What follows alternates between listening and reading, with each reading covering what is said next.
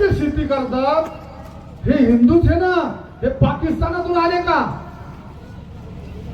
मग तुम्हाला जर हिंदुत्व जपायचं तर या शेतकऱ्यांना, ह्या कष्टकऱ्यांना मदत करा, मग खऱ्या अर्थाने तुमचं हिंदुत्व नामून जाऊ. पण तसं होत नाही.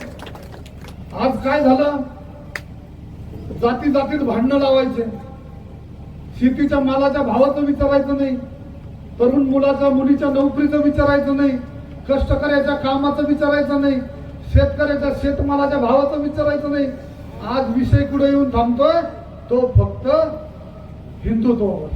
आणि मग मी तुम्हाला एक सांगतो, हे काल आज आलेले हिंदुत्व हे मला मान्य नाही.